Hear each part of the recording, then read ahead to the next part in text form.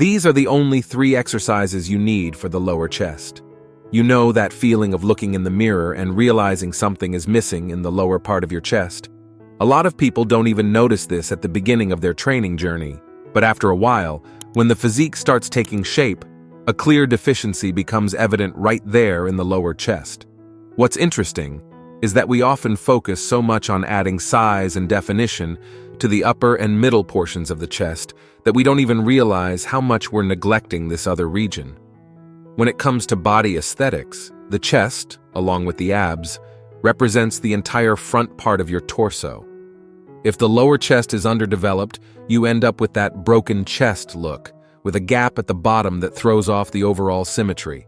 Some might say, it doesn't matter, it's all chest.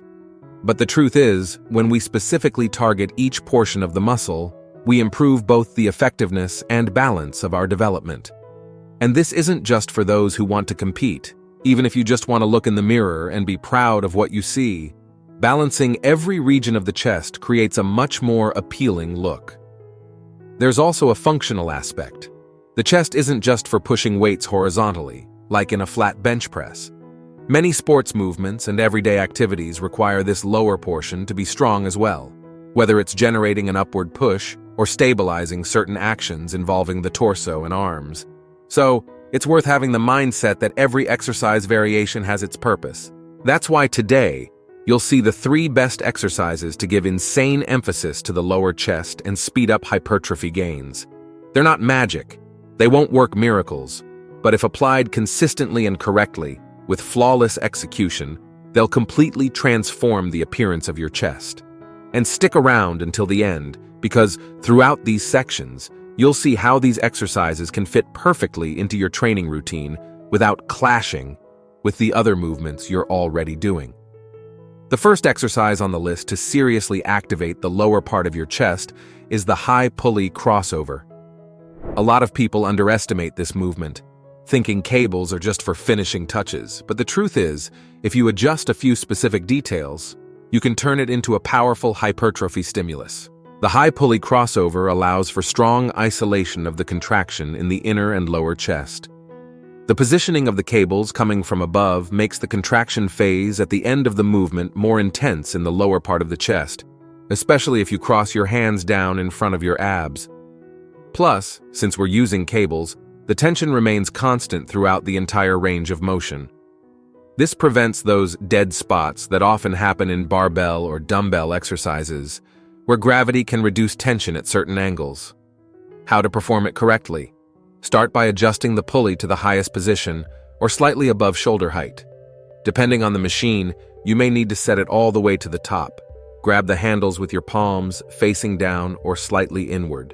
Stand in the center of the station, stepping 1 foot forward to stabilize your body. Keep a slight forward lean in your torso. You can bend your knees slightly for extra stability.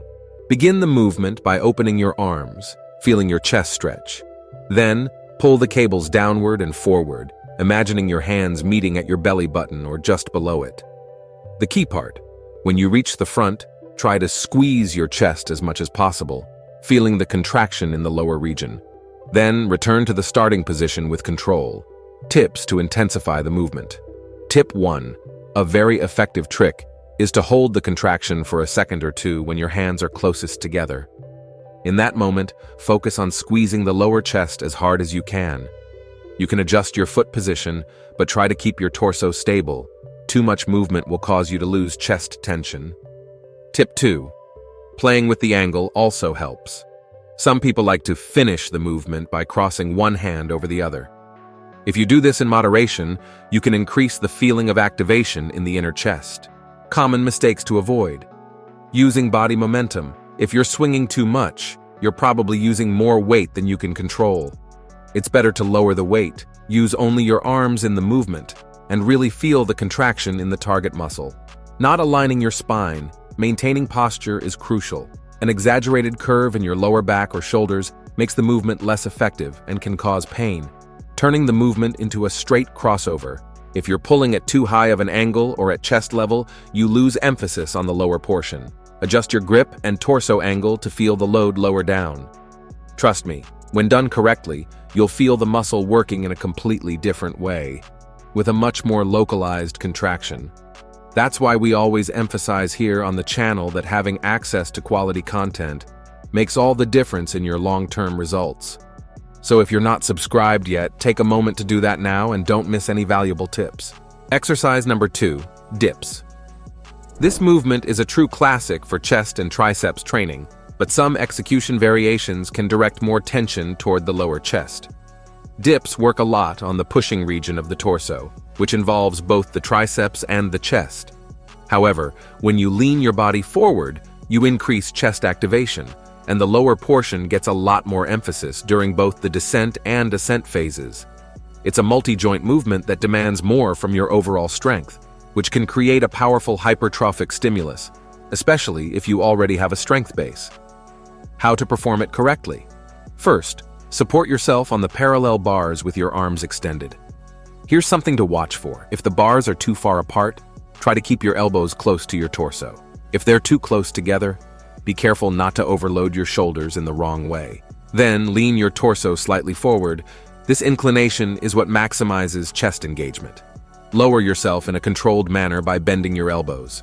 Try to go as deep as possible, but without reaching a point that could hurt your shoulder. If you feel a strain or joint pain, reduce the range of motion or adjust your posture. On the way up, focus on pushing your body upward using chest strength, firmly contracting the lower part of the chest. Imagine that this region is what's generating the movement to return to the starting position. Keep your neck in a neutral position and your core slightly engaged to ensure stability. Tips to intensify the movement. Tip 1. If you're already very strong and find dips too easy, add weight using a dip belt with plates or chains. This extra load will push your chest to another level of effort. Tip 2. Perform slow reps, especially during the eccentric phase, which, in case you don't know, is the descent. This increases muscular tension in the chest area, which is great for hypertrophy. If your focus is really on the chest, always maintain a forward lean. Keep in mind that if you're too upright, like in dips focused on the triceps, the emphasis on the chest decreases. Common mistakes to avoid. Not controlling the descent. If you drop down too fast, the risk of shoulder injury increases. Plus, you lose time under tension, which is crucial for growth. Leaning too far forward or rounding your back too much, a slight lean is perfect, but overdoing it can put excessive strain on your lower back and even your shoulders. Doing half reps, especially for beginners or those who don't yet have enough strength for full dips, there's a tendency to shorten the range of motion too much. If that's your case, it's better to use an assisted dip machine or resistance bands to help execute the movement properly while maintaining good depth. The dip exercise is great because it also engages several supporting muscle groups. Sometimes, it can even be a challenge for your core and shoulder stability, making it an even more complete movement. Once you start mastering well-executed dips, you'll quickly notice lower chest development, especially when combined with the other exercises we're discussing. Closing out our top 3, let's go with the decline bench press. This is an exercise that many gyms have even stopped using, either because they don't have a decline bench available or because people haven't given it the attention it deserves. But if your gym has a decline bench or a decline press machine, it's definitely worth trying. The decline bench press puts your chest in a position where the lower portion is heavily recruited. Unlike the flat bench press, which tends to focus more on the middle and larger portion of the chest, and the incline bench press, which emphasizes the upper chest, the decline position immediately places a heavy load on the lower portion. Plus, if you like lifting heavy, this exercise allows for high loads without sacrificing stability. How to perform it correctly? Adjust the bench to a decline of about 15 degrees to 30 degrees. It doesn't need to be an extreme angle, just enough so your head is lower than your torso. Then, lie down on the bench, making sure your lower back and shoulders are well supported. It's crucial to have a solid foothold, usually on those special supports for decline benches. If there isn't one, make sure to firmly plant your feet on something stable. Grab the barbell or dumbbells with a grip slightly wider than shoulder width, but not so wide that it limits your range of motion. Start with the bar extended above your chest, not at eye level, okay? Then, lower the bar toward the lower chest or sternum, keeping your elbows relatively close to your torso, but not too tucked in. Press the bar back to the starting position, feeling a stronger contraction in the lower part of your chest. Tips to intensify the movement. Tip 1. If you want to maximize chest activation, avoid fully locking out your elbows at the top of the movement. Keep constant tension by extending almost completely but lowering again before resting your arms. Tip 2. Work with sets of 6 to 10 heavy reps or combine moderate weights with high intensity. Each technique can provide great stimulus when applied correctly. Tip 3. When unracking the bar or lifting the dumbbells, ask someone for help to avoid any accidents. The decline bench press can be tricky when taking the bar off the rack or putting it back without assistance, especially if you're training alone. Common mistakes to avoid: tensing your neck too much or lifting it off the bench. This overloads the cervical spine and disrupts your force production.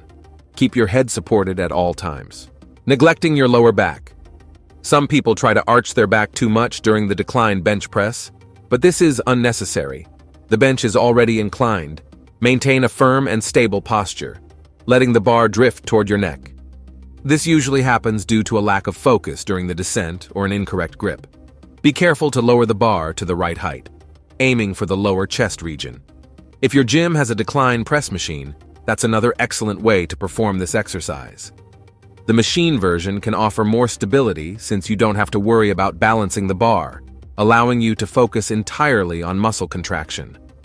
Additionally, for those who aren't yet confident using a barbell or dumbbells in a decline position, the machine serves as a great intermediate step. It helps you get used to the angle, understand where you should feel the tension, and gradually build strength. So if you spot this equipment in your gym, take advantage and give it a try. When executed correctly, the decline bench press is a powerful tool to complete your chest development. Sometimes, just swapping in this variation instead of a flat or incline bench press can bring incredible results to the lower chest, which often gets overlooked. You can choose any of these 3 exercises to build the lower portion of your chest in your routine. Each one has its unique characteristics, but they all complement each other perfectly when it comes to maximizing development in this area. If you notice that your lower chest is really lagging behind the rest, you might want to include 2 of them and track your progress. For example, a balanced chest workout if your lower chest is a weak point. Incline dumbbell press, machine flat chest fly, decline bench press, and high pulley crossover. If your upper chest is the weaker area, you could switch to incline dumbbell press, flat dumbbell press, incline chest fly, and high pulley crossover. Now that you know how to fine-tune every detail, you can be sure your chest will respond much more intensely. And remember, building a great physique isn't just about what you do in the gym, but also what you do outside of it. So if you want to learn about 11 things that are ruining your training, make sure to check out the video popping up on your screen right now.